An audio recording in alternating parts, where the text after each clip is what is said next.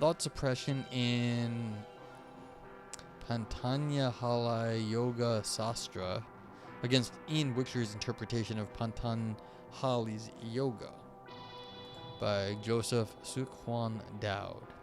And I apologize how I say everybody's name and all of these words that are not like very basic English here, because I suck at this stuff, but you know, I will try to read the philosophy. And as always, if anyone's out there watching, feel free to ask questions in chat. I will do the best I can, but like I say, I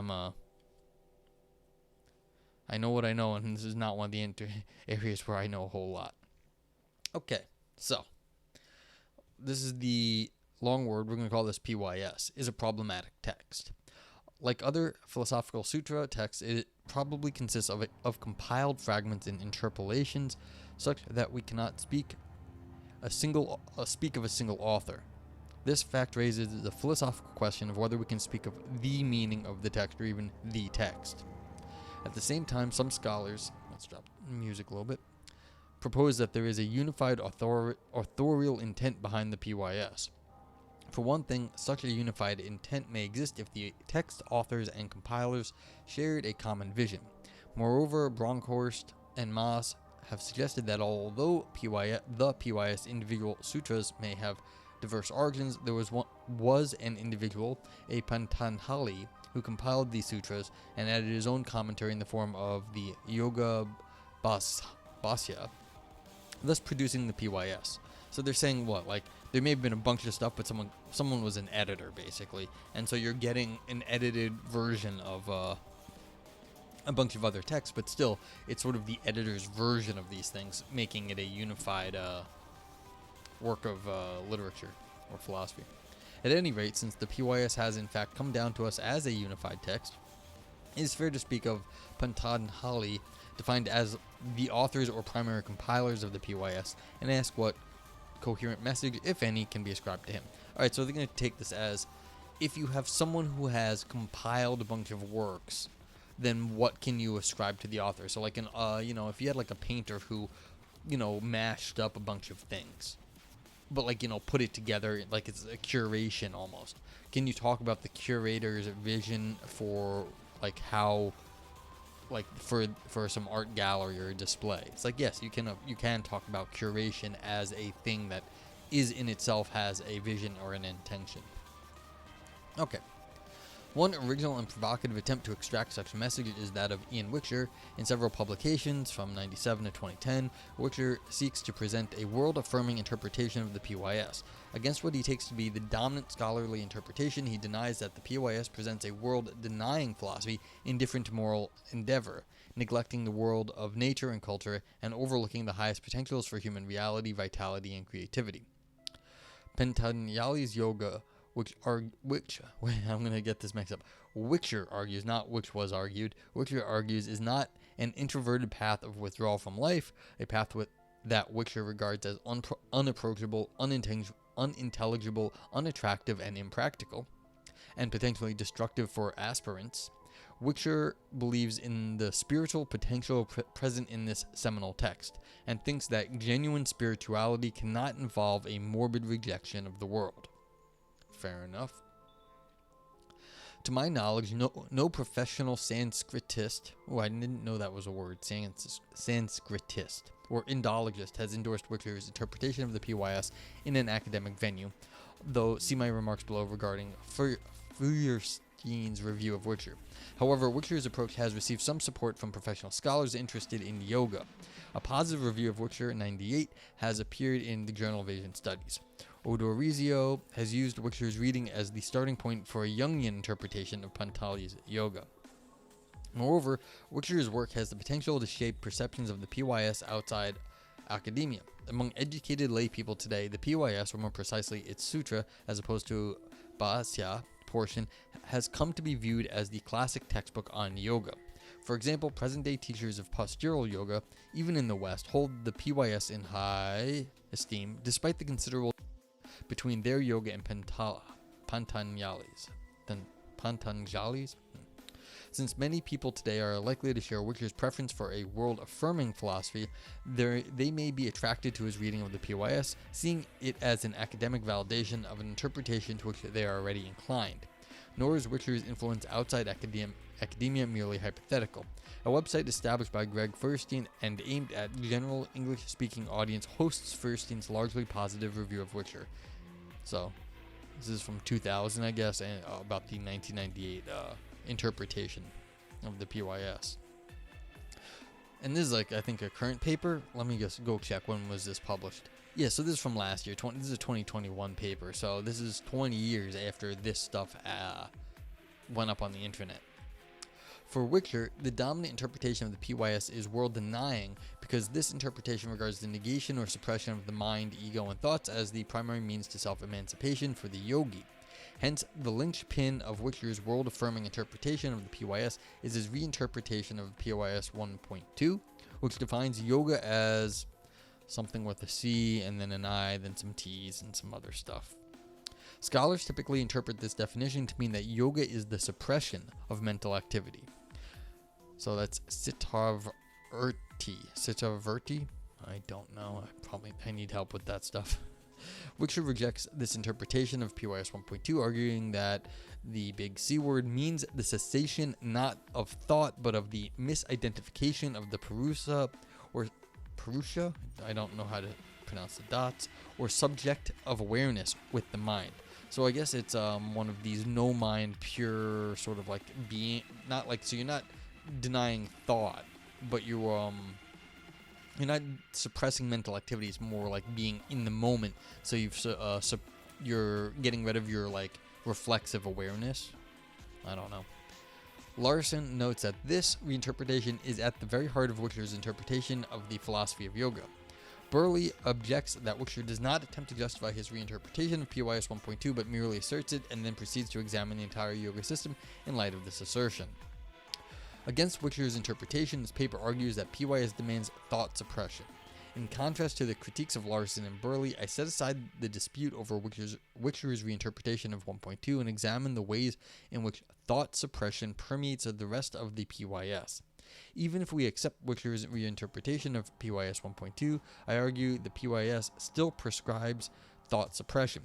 More precisely, even if, like Wicker, we assume that the PYS has a single coherent meaning and that PYS 1.2 defines yoga not as thought suppression but as a liberation from the Purusha's misidentification with the mind, this liberation requires total thought suppression according to the PYS. I have no ambition to address all of Wicker's arguments and textual interpretations. This paper's second and third sections present my argument for thought suppression's central role in the PYS. The fourth section addresses Wicker's objection to the general idea that the PYS endorses thought suppression. The fifth section ends the paper with a summary of my conclusions along with some reflections.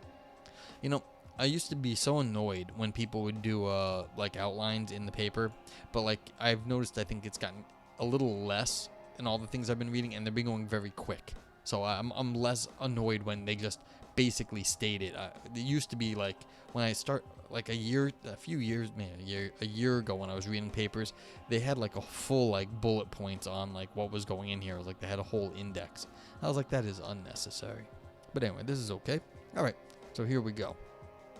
The PYS's Metaphysics of Awareness. According to Pātañjalayogaśāstra, the mind is not the subject of awareness. He describes two kinds of meditative concentration. Let's go with SS and NS. In the former, one focuses on a single object while also thinking about the word for the object and the idea of the object. In the latter, the object alone absorbs one's attention. Pātañjalayogaśāstra describes this absorption by saying that the mind is illuminative of only the object. Here, light is a metaphor for awareness. According to Pātañjalayogaśāstra, the mind lacks this metaphorical light. The mind's activities are constantly known. That mind is not luminous on its own. That is not luminous on its own. So mind does not is not aware of things on its own. In other words, the mind has no awareness of its own. Instead, one is aware of the mind's activity because they are known by a subject of awareness distinct from the mind. Okay, so we've got like a homunculus theory going on here where the mind is aware separately of like something of something else being like illuminated, but it's like you are aware of that, and so you've got like a little sort of thing that's looking at how the mind is aware of things. That's strange. Okay, the mind cannot be the subject of awareness, Pātañjali thinks, because the mind's thoughts can be viewed. This is what I mean, like, what's doing the viewing then?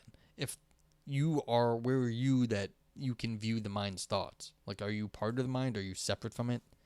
Okay, so because the mind's thoughts can be viewed, that is, are objects of awareness. So we've got a mind separate from us, and they are the objects of awareness. His reasoning seems to be as follows. The mind's thoughts are objects of awareness. Therefore, if the mind were the subject of awareness, then the mind would be aware of its own thoughts. And Pātañjali does not see how the mind could be aware of its own thoughts. He rejects two theories according to which the mind is aware of its own thoughts. I call these theories the reflexivity theory and the second-order thought theory. According to the reflexivity theory, the mind's awareness of its own thoughts is reflexive.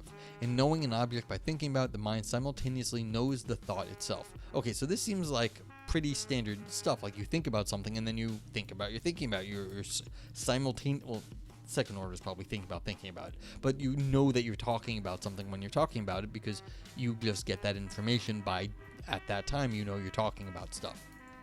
Pātañjali rejects this theory because it is not possible to cognize one's nature and another's together in a moment. The reflexivity theory that he has in mind is a Buddhist one. The general point, however, is broader. A thought cannot cognize both another object and itself simultaneously. Because he accepts this claim, Pātañjali cannot accept the reflexivity theory. Okay, so this is an interesting thing, because this comes up in other places. Reflexivity sometimes is, people try to make hay out of reflexivity. Like, if you make say the liar paradox, you say, well, what I'm saying right now is a lie. Well, that's self-reflexive. And so you can say, look, at any given point, you are only focusing on one thing. So you can't focus on the thing and its contradiction, because at any one point, you're talking about one thing. So if I say I'm lying right now, is that true? Maybe. And so let's assume yes. But then if I'm lying right now, then I'm not telling you the truth, and so it's not true. So that would make it false. So before it was true, now it's false. But this is the point. It was before. Now it's before it was true, now it's false. And so if you can't hold the two things in your mind at once, then you never actually have a contradiction, because you haven't actually had the two things at once. You only had one in the past, one in the future, and then if you do if you run the little logic again, you will then get back to false or whatever, true, false, but never at the same time. You get a cycle. And so this is sort of the this is like the cycle theory of things. You can only do one thing at a time, but your mind can only like focus on one thing at any given time. It doesn't do things simultaneously, and so you can never actually be thinking about what you're thinking about. You can't actually be thinking about your mind and something in the world, because you can only be doing one at a time. Okay, but this is it forces you into a cycle. Okay, according to the second order thought theory, the mind is aware of the thought because it has a second thought that is about the first thought. Yeah, so this is like you're thinking about the thoughts. In response, Pātañjali asks, if mind were grasped by another mind, by whom would the intellect of the intellect be grasped? This would be grasped by another and by yet another, an excessive regress. Okay, so yeah, doing a straight up regress here. As before, Pātañjali has Buddhism in mind, but the basic principle is more general than an objection to Buddhism. If one were aware of a thought by means of a second thought, then one would need a third thought in order to be aware of the second thought, a fourth thought in order to be aware of the third thought, and so on. The second order theory entails a vicious regress. Okay, but I mean, you could either do the vicious regress, but then you'd have to, or you could like try to do the simultaneous thing, the second order at the same time as the first order.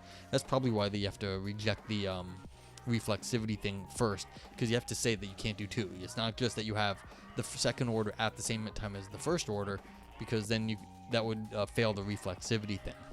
But yeah, so, but like if you were constantly going up a level, then you'd have to also have some other thing looking at it at the same time to get the simultaneity in there.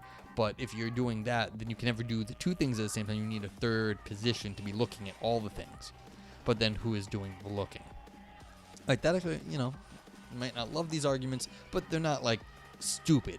So, okay. Since he cannot accept theories that make the mind the subject of awareness, Pātañjali describes the subjective awareness as uncombined with or separate from the mind. The subjective awareness, known as Samkhya and yoga philosophy as the Purusha, is not the active changing mind, but a changeless being that constantly observes the mind's activity. Ooh, so this is what I meant when I said homunculus. You've got something that is doing the observing, and we're just gonna do that. That's kind of fun. So this is something, a changeless being that constantly observes the mind's activity.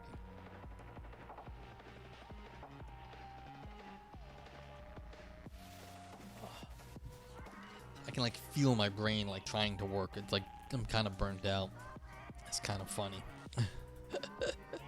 Because it is not a mind, the Purusha has no thoughts of its own. According to its view, the mind's thoughts or ideas, the Purusha is pure passive viewing or awareness. It is not the thoughts of which it is aware.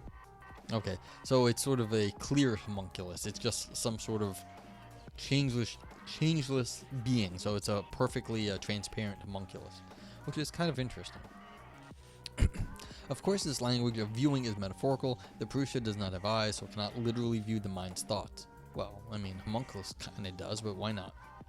Homunculus is metaphorical too. Actually, I don't know if the homunculus was actually always metaphorical. The medievals thought like it may have actually been a legit theory. I don't know. It may have been metaphorical back then too. How then is the Purusha aware of thoughts? Not by thinking about them, because that would lead to the vicious regress described earlier, and because we have seen that the Purusha has no thoughts of its own. I propose that the Purusha is aware of thoughts in a way analogous to reflection. This is what I meant by like perfectly clear. So it's a transparent sort of thing. Pātañjali says that the subjective awareness experiences thoughts by taking on their form. A reflective surface does not contain the objects in front of it, but takes on the object's form.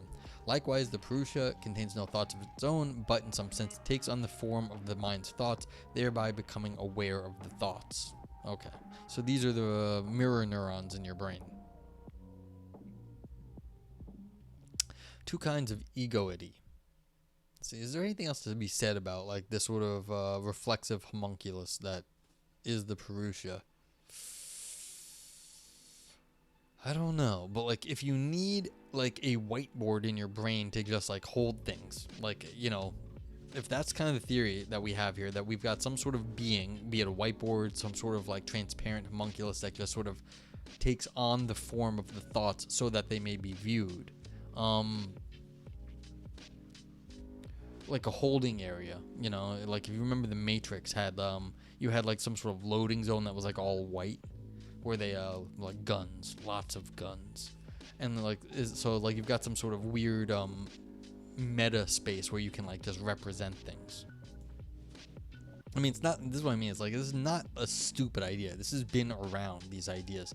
So like the idea that you can do this is not like so far out there, but just like exactly how does that work? No one knows, but like maybe that's a good idea, that we have this sort of abstract zone that can take on can take on the exact form of thoughts, and that allows us to view the thoughts, which is not viewing our own mind, it's just viewing the sort of meta abstract thing. I mean, if you look at Western analytic philosophy, I mean, you can look at Husserl, you get a perfectly logical, what's the word? Oh, dagnammit. Noema. So you get some sort of like logical package, which is just the logical form of things delivered to you when you are, that's what you get when you look at stuff, is like sort of the logical structure of things. So yeah, where does that exist? I don't know, but that's what the mind is looking at. Okay, anyhow, two kinds of egoity. The theory of awareness described above implies that Pātañjali seeks to free the Purusha from two kinds of misidentification with the mind. I call the first kind explicit egoity and the second kind implicit egoity. Explicit egoity ends when the mind realizes that the Purusha is not the mind. Implicit egoity ends only when all thought ceases. The goal of Pātañjali's yoga is, among other things, to weaken the Purusha's misidentification with the mind. This becomes clear when Pātañjali discusses the disciplines called Kriya Yoga. Kriya Yoga aims to attenuate mental afflictions. Attenuating an affliction means weakening it with its opposites, so that the attenuated affliction is less influential than other afflictions. One of the afflictions is egoity. Egoity is the misidentification of the Purusha with the mind. It follows that Kriya Yoga aims to weaken the misidentification of the Purusha with the mind. Okay, so you're getting this sort of, how do we take the thoughts that we thought were in our head and show that those thoughts are not in our head, actually. That's not part of the mind. Pātañjali seeks not only to weaken this misidentification, but also to remove it. He says that the mental activity stimulated by the afflictions are to be removed by meditation, and that subtle afflictions, that is, afflictions that have become like burnt seeds, incapable of stimulating mental activities, are to be removed by involution. Here, Pātañjali describes a two-step process. First, meditation suppresses the mental activity stimulated by the afflictions. Second, once the afflictions are powerless to stimulate mental activity, they can be removed. Therefore, the goal is to remove afflictions, including egoity, the Purusha's misidentification with the mind. This misidentification is removed through discriminative thought. Pātañjali defines discriminative thought as the idea of the difference between sattva and the Purusha.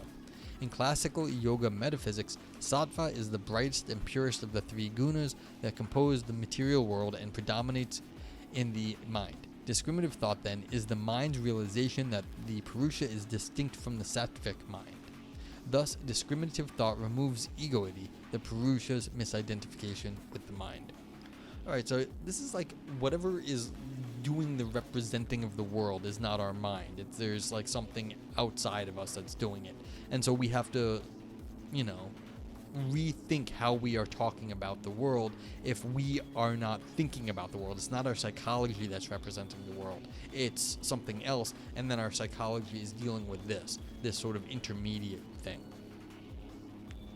To be more precise, discriminative thought removes one kind of egoity, namely the mistaken thought that the Purusha is the mind, and the Purusha being this thing out there that represents the world. Pātañjali describes this mistaken thought as the non-distinction of the ideas of the extremely uncommingled, that is separate, sattva and Purusha. I call this kind of egoity explicit egoity because it is an explicit thought that the Purusha is the mind. By definition, discriminative thought removes explicit egoity. Okay, so we're saying, look, when you think about it this way, discriminatively, you discriminate that what we are talking about in the world is not actually our mind. So it's a very realist theory here in some sense. It's saying we are not doing the world. It's not psychological, but what we're getting is some sort of pure representation. Pātañjali's theory of awareness implies that there is a subtle kind of egoity. A subtler kind of egoity. Merely by being aware of the mind's thoughts, I argue, the Purusha identifies itself with the mind.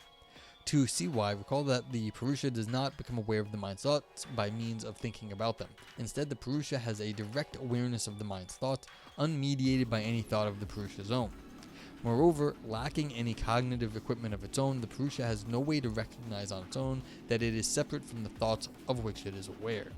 It seems then that the Purusha should experience the mind's thoughts as its own. To experience thoughts as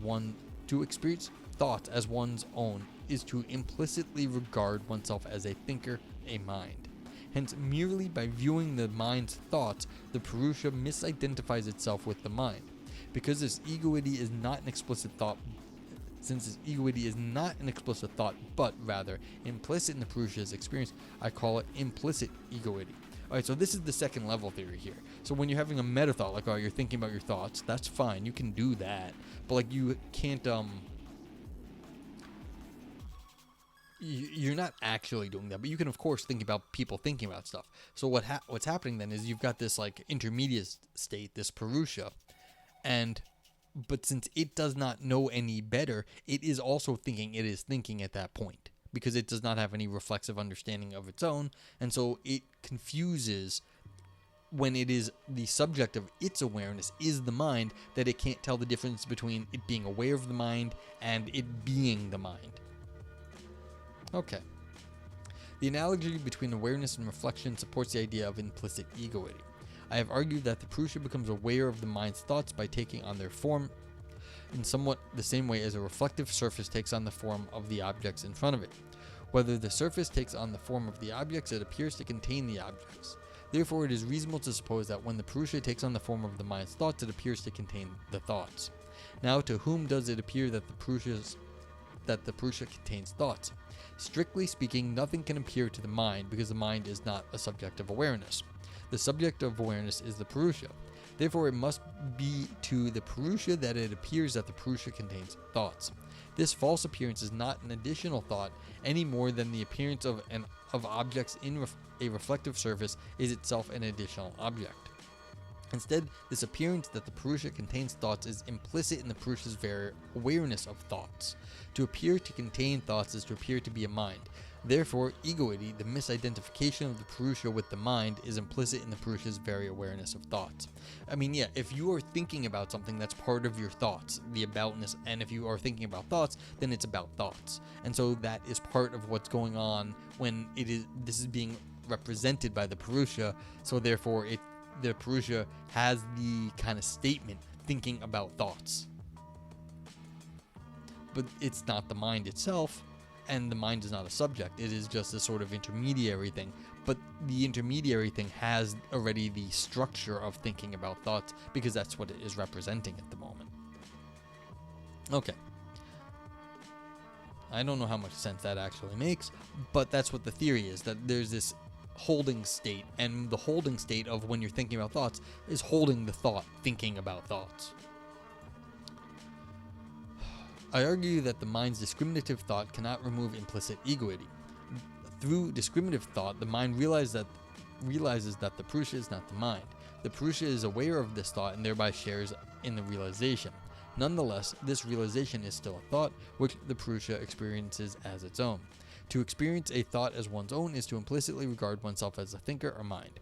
Hence, even if the mind contained no thoughts, except the realization that the Purusha is not the mind, the Purusha would still implicitly identify itself with the mind. Yeah, this is the old I think, therefore I am. So when the Purusha is thinking about thinking, then it says it is thinking. And therefore it is a mind. It is like, I'm thinking, therefore I'm a thinking thing. A mind. It follows that Pātañjali has not achieved his goal until all thoughts are suppressed. As we have seen, he aims to remove, among other things, egoity. Through discriminative thought, the mind dispels explicit egoity. I should write something. How do we describe what's going on here? This is sort of like one of those, what is it? Fools are happiest? Oh gosh, I can't even think of the old saying. What is that? I'm blanking. I am so blanked out today. But yeah, like, foolishness is like, oh my god, foolishness is, fools be happy, huh? This is how bad it is for me at the moment. Alright, whatever. I don't actually need to write anything. I was going to try to make some sort of joke about, the yogis, think it's, better not to know that you're thinking, yeah. Let's just go avoid thinking, maybe. See if this even is working. I don't even know. It's not working. That's interesting. Why is that not working?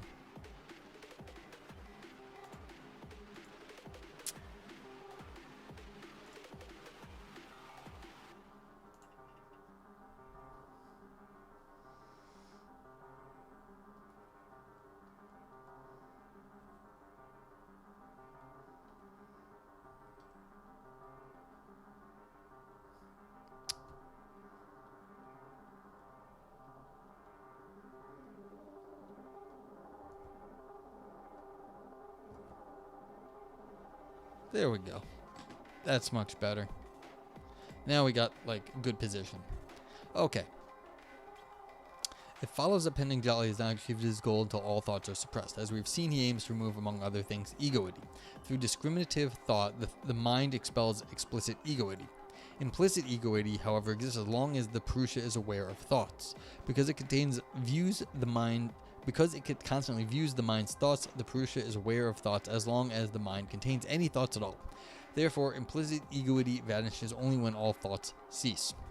Although it cannot directly remove implicit egoity, discriminative thought plays a crucial role in the removal. Towards the end of the PYS, Pātañjali describes a mind that is sunk in discriminative thought.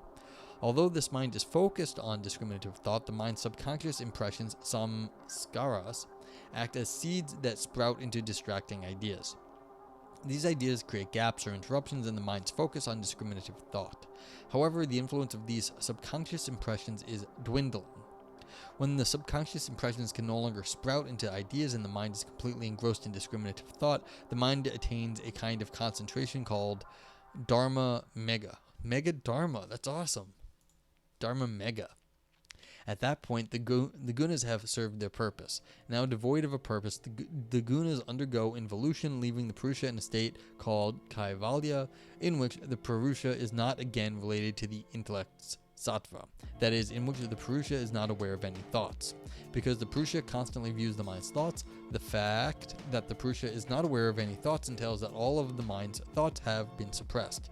In this way, discriminative thought leads to total thought suppression and thus removes implicit egoity. How does that happen? How does discriminative thought eventually do it? I mean, I know that this is the theory that you're supposed to be able to achieve that, but this is why I read the paper. I want to know how we get from discriminative thought, which is here, to total thought suppression, which is here.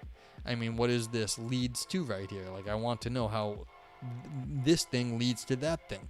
I mean, just meditating on the idea that our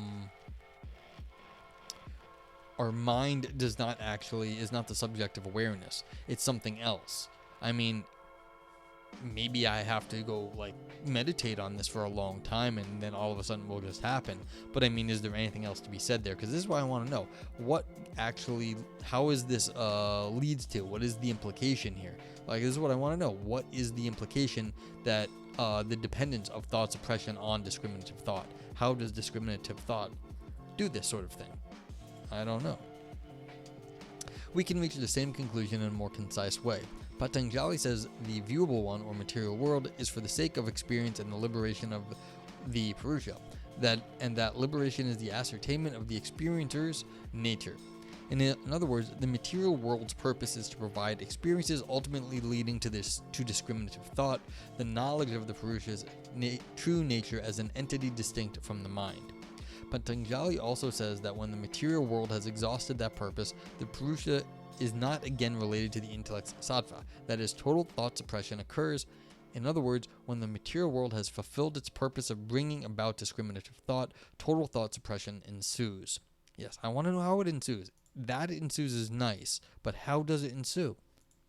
Therefore, once one attains discriminative thought, total thought suppression and the removal of implicit egoity are imminent. Why? How is it imminent? I want to know. Okay, addressing Wicker's objections. Because, I mean, unfortunately, this paper is not about how to, do the whole thought suppression. It's about how this is the point of what Pātañjali was saying. So, we'd have to go study Pātañjali and see if Pātañjali makes sense, but the author here is merely claiming this is Pātañjali's theory, and not what Wicker is saying. Okay. Addressing Wicker's objections. Thus far, I have argued that full liberation from the Purusha's misidentification with the mind requires total thought suppression. If this argument is correct, then the PYS demands thought suppression, even if, as Wicker argues, PYS 1.2 refers not to the thought suppression, but to liberation from the Purusha's misidentification with the mind. However, I have not directly addressed Wicker's objections to the general idea that the PYS aims at thought suppression. In this section, I respond to these objections. Alright, so I understand better now. Wicker, the author here, is saying Wicker has part of the story, but this is not the total story. It's like, yes, what Witcher says is a necessary step, but which the author is saying Witcher is taking that step as basically the end all of the point. And the author is saying, no, that's just a step in going towards the more general total thought suppression. The PYS's emphasis on practice. Witcher's first objection is that thought suppression seems incompatible with the PYS's emphasis on practice. The wide range of methods in the PYS indicates an emphasis on the ongoing application of yogic techniques, not a deadening of the mental faculties wherein the operations of the conscious are switched off or abandoned. He asks rhetorically how practitioners who attempt to obey any teachings resulting in death to their minds would have the capacity to comprehend or carry out any further instructions. It is, after all, the mind, as yoga readily admits, that must be utilized to study and listen to the guru. It is the mind that is needed to follow a spiritual path to liberation, and it is equally the mind that is required by the aspirant in order to function as a human being in day-to-day life. I have two responses to this objection. First, the fact that the PYS describes a wide range of methods does not mean that a practitioner is supposed to use all of them, or that the methods cannot involve at least partial thought suppression. For example, in PYS 133-38 lists a wide range of methods, specifically a wide range of objects on which one can meditate. At first, a reader might think that one is encouraged to use all the objects. PYS 139, however, adds that one may meditate on any object that one wishes. In other words, the important thing is to meditate on some object or other, and the objects listed in PYS 133-138 are mere suggestions. One may choose an object from the list, but one need not meditate on all of them. In fact, Pātañjalayogaśāstra implies that one should not meditate on all of them. He recommends sticking to a single entity. In other words, instead of meditating on a wide range of objects, one should choose a single entity and meditate on it consistently. Although not total thought suppression, such meditation obviously involves partial thought suppression. If one is meditating on a single entity, then one is suppressing thoughts about all other entities. Okay, so it's like this is just a narrowing down of what you're thinking about. I mean, I'm not sure that gets you anywhere. It might, but like thinking about one thing is not going to inherently get you to thinking about no things. I mean, it gets you to think about fewer things, but going from fewer to like zero is very different. Second, and more importantly, Witcher's objection confuses means with ends. On my interpretation, total thought suppression comes at the end of the yogic path, after the mind has attained discriminative thought. Excuse me. The PYS's various methods are means to that end. Once one reaches that end, one has no need to comprehend or carry out any further instructions. I mean, are you just dead at that point? I guess that is part of Witcher's point, is that, yeah, I mean, at the end of the yogic path, you don't have any thought, and then what are you doing? But I mean, it's like also, that is sort of asking, what does God do? I mean, or what does Jesus do, is like that old trope. I mean, none of us have any idea what Jesus would do in any situation, but the idea is that you would be guided by what you think Jesus would do, but that's definitely not what Jesus would do, because we have no idea what the Son of God, or whatever you believe, like a saint or whatever, would actually do. So the question is, I don't know if like, so there's something funky going on here, but like the idea that, what do you do when you're yogic? I guess I can't ask that question. So the end of the yogic path, the yogic just does stuff, maybe doesn't think about it, but can still do things. I mean, do things without thinking, perhaps, and then it would be fine. Okay.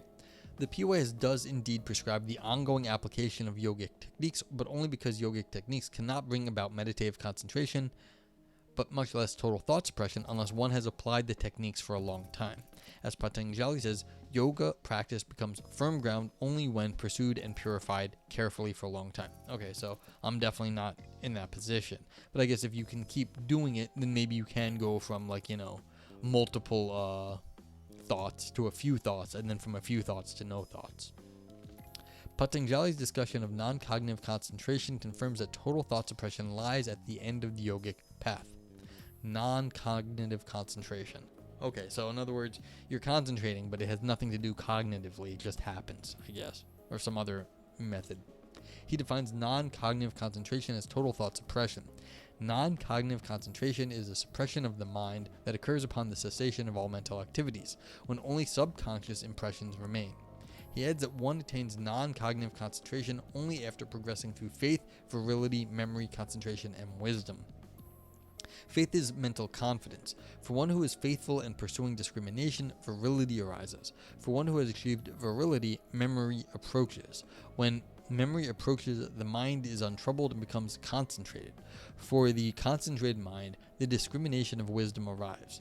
Through that practice and through dispassion toward that domain, thus there is non-cognitive concentration. Okay, so this all seems like some sort of, as they said, subconscious or maybe superconscious way of working. You don't need to be thinking anymore. You're not supporting any of like the activity of the brain with like sort of like psychological help. It just happens. So total thought suppression occurs at the very end of the yogic path, only after one has progressed through faith, virility, memory, concentration, and wisdom. Pātañjali's description of the 4 kinds of samapati also support the conclusion that total thought suppression lies at the end of the yogic path. Nirvitarka samapati is more advanced than the Savitarka samapati, so it's the N version, not the SS version, since the memory must be purified before the former can occur. Savikara and Nirvikara samapati are analogous to Savitarka and Nirvitarka samapati, but involve subtler objects and are therefore presumably more advanced. Therefore, the NS version is the most advanced of these 4 kinds of samapati. Nirvikara samapati confers truth-carrying wisdom, which produces a subconscious impression that blocks other subconscious impressions. When even this impression is suppressed, the mind ceases. That is, total thought suppression occurs. Therefore, total thought suppression occurs only after one has progressed through all these things. Okay, so I mean, if you were trying to suppress your thought, you have to get through all like mind and virility and all memory or whatever. And so you somehow get this truth-carrying wisdom, like you're only dealing with wisdom, but you don't need to, once you get rid of it, you don't need to carry it anymore. It just happens, I guess. So it produces a subconscious impression that blocks other subconscious impressions. So basically you're getting to the right sorts of thoughts. The right sorts of thoughts elbow out all the other thoughts, and then once you've worked with the right sorts of thoughts that elbow out all other thoughts long enough, I guess it just becomes like habit and you don't even need to think them. They just sort of continue on their own. The problem of the enlightened yoga teacher. Wicker's second objection concerns the pedagogical context of yoga involving the oral historical teaching tradition. Wicker asks, if all the great yoga masters of the past had obliterated or so thoroughly suppressed their minds in order to become liberated, how did they speak, teach, reason, remember, empathize, or even use the word I? The issue here is not whether any of these masters did, in fact, attain liberation. Rather, the problem is this. If Pātañjali thinks that yogic practice ends with the total thought suppression, then how can he regard yoga teachings as credible? Yeah, this is the old, if you become a master and you have to kick away the ladder, how exactly can you raise anyone else up if you have kicked away the ladder? No one knows then. To be credible, the teachings must ultimately come from sages who have verified the teachings for themselves by completing the yogic path. If completing this path involved destroying the mind, however, then the sages would lack the mental capacity to transmit their teachings to anyone, including Pātañjali. As Wicker puts it, to dislodge the sage from bodily existence by isolating him from the material world in a state of total thought suppression is to undermine the integrity of the pedagogical context that leads so much credibility or weight to the yoga system. Yeah, I mean, if you are really disconnecting, I get the sense the author here doesn't want it, is that the psychological support is what the author here is thinking you're doing. It will just happen if you are a yogi. Okay, we'll see. This objection presupposes that thought suppression permanently destroys the capacity for thought. Is that presupposition correct? Bryant seems to imply that it is not. He takes POIS 1.5, the existence of subconscious impressions productive of the thought suppression is to be inferred from noticing the lapse of time during which the suppression was stable. Alright, so that's interesting that you have to like notice that time has passed since you were thinking So like you were thinking, then you thought suppressed, and then you realize, hey, I thought suppressed, and that must have done something. So this is Bryant takes that statement to mean that after one emerges from thought suppression, one can use the passage of time to infer that one's thoughts were suppressed. Like you realize you were asleep is basically what, kind of like, oh, I just woke up. I must have been asleep. Here we have a yogi emerging from thought suppression and resuming normal mental functions such as inference. However, Pātañjali seems to rule out the possibility of emerging from total thought suppression. Remember, he says that once total thought suppression occurs, the Purusha is not again related to the intellect's sattva. If Pātañjali thinks that thought suppression permanently destroys the capacity for thought, then one might indeed wonder how he can regard the yoga teachings regarding thought suppression as credible. However, this biographical puzzle regarding the epistemology of Pātañjali the man, as opposed to the epistemology promulgated in the PYS, cannot outweigh a careful analysis of the text. On the analysis that I have proposed, the text says that the yoga's goal is thought suppression. Whether my analysis is correct is for readers to judge. Yeah, see, this is what I was thinking. So they're basically saying Witcher is wrong because that's what Pātañjali said. That doesn't mean it makes sense. I'm just wondering if, like, you're acting in some sense like sleepwalking once you've got thought suppression. Like you're not actually, thinking, but you're still doing stuff. And so you're not sleepwalking, but you're sort of like yoga walking. You're just walking the walk of the yoga. But you're not thinking the thoughts because there are no thoughts. So you're just walking the walk of the yoga. And that might even include teaching. Like if you are that far advanced, you do not have to think about teaching people. You just teach people by doing what you do. And that is enough. So I wonder if like that's an option here. Probably if these people didn't think of it, probably not. But it just seems interesting that if you are suppressing all the thought, but you still seem to be alive and doing stuff, then maybe you could be doing stuff, thoughtlessly, but not necessarily badly. It's just thoughtlessly. But okay. But the author here is basically just saying, hey, look, this is what the text says. And you can disagree with what the text says, but that doesn't change what the text says.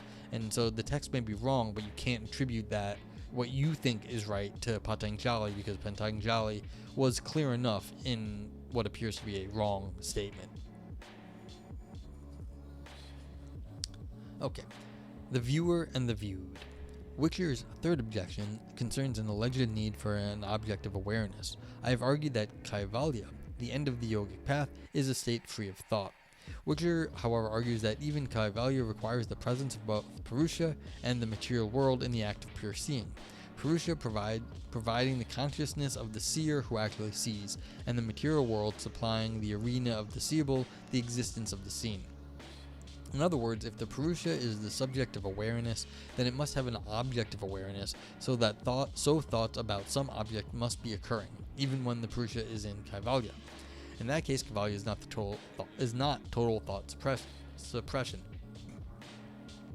Witcher believes that Kaivalya is equivalent to the Samapati, which he interprets not as thought suppression, but as a transformed, non-dual viewpoint in which the viewer does not experience separation from the knowing and the known. I have two responses to this objection. First, the assumption that the awareness, according to Pātañjali, requires an objective awareness is unfounded. Someone with a long name says that unlike these schools, the yoga school accepts the possibility of objectless awareness. Witcher may find the idea of objectless awareness incoherent. In fact, the idea may be incoherent. The question, however, is what Pātañjali likely means, not what is true. If a PYS commentator such as that person accepts the idea of an objectless awareness, then Pātañjali may have accepted it. I mean, that's fair. I mean, there's an appeal to authority here, but like, for all we care, this person may know exactly what they're talking about, and so it may be entirely possible that, if this important person says this is the way people thought about stuff, it may be the way people thought about stuff. Second, even if we accept Witcher's unfounded identification of Kaivalya with Samapati, he misinterprets Samapati. Pātañjali defines Samapati as follows. Alright, some sentence I am not going to even attempt at. Wixer interprets this definition to mean that the knower, knowing, and known merge in samapati. It is possible to translate part of the sentence as merging those: the grasper, that is the knower, the grasping, that is the knowing, the knower and the knowing, and the grasp, that is the known. Pātañjali, however, says not that the grasper, the grasping, and the grasped are three things that merge in the samapati, but rather that they are three different objects on which the mind can focus during samapati. The mind can focus either on the grasped, namely an element, on the grasping, namely a sense organ, or on the grasper, namely the purusha. In other words, samapati involves focusing the mind on a single object, either the purusha, a sense organ, or an element. Therefore, despite Wixer's statement to the contrary, samapati involves at least some thought suppression. In samapati, the mind focuses on one object and suppresses thoughts about other objects. Alright. I mean, sure. So, it's still saying, look, Wixer has got the target wrong. So you can merge them all, but that's not what Samapati was saying. I mean, not Samapati. That's not what Pātañjali was saying. All right. So conclusion. As Wixer insists, Pātañjali's ultimate goal is not thought suppression, but liberation from the Purusha's misidentification with the mind. However, even if we accept Wixer's assumption that PYS 1.2 refers to this liberation rather than thought suppression, full liberation cannot occur without thought suppression. As long as thoughts continue, the Purusha implicitly identifies itself with the mind. In that sense, PYS 1.2 demands thought suppression whether or not we accept Wixer's reinterpretation of PYS 1.2. Fortunately for yogis, thought suppression is imminent once they attain discriminative thought. Unlike Wixer, I do not claim that my interpretation of the PYS presents an approach to yoga that is more truly yogic. I have merely argued that an approach involving total thought suppression fits better with the text. It does not follow that modern-day yoga practitioners must take this approach. The PYS may be the foundational text of classical yoga school, but it is not the only available guide to yoga practice. Even if it were the only available guide, that fact would not compel anyone to follow its advice. After all, Wixer may be right to worry that aiming for total thought suppression could be detrimental to a human being. However, those with such worries need not discard the PYS as a resource. If people find certain PYS-inspired meditation techniques conducive to this worldly flourishing, then they can certainly use the techniques without aiming for total thought suppression. Purists may scoff at this pick-and-choose approach, but such purism rests on the historically and conceptually problematic notion of a singular, culturally isolated, authentic yoga tradition. Maybe the most important conclusion to draw from this discussion is not that PYS 1.2 demands thought suppression, but rather that adherence to PYS 1.2 may not be absolutely necessary for appreciating what Wixer calls the spiritual potential present in this seminal text. Okay, I mean, I don't know how happy y'all are with that. I was really happy with this paper just because this is stuff I don't think about, this stuff I don't know about. I would like to know how it is of like somewhat importance nowadays. I think it's actually of rather like a significant level of importance nowadays because I feel like things are difficult now. People have mental health needs to be better taken care of. That if these sorts of text and like yogic practice can help with, focusing the mind, thought suppression, and keeping people, feeling better, then these things are important. And and as the author said here,